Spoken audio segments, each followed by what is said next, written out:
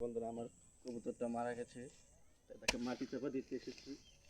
দেখুন, আমার খুব খারাপ লাগছে।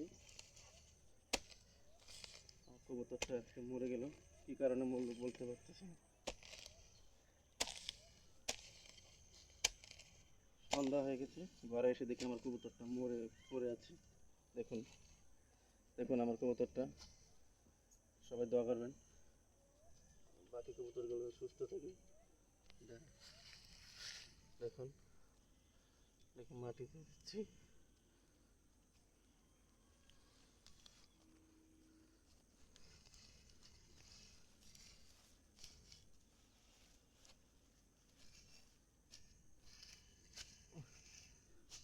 মাটি দেওয়া শেষ।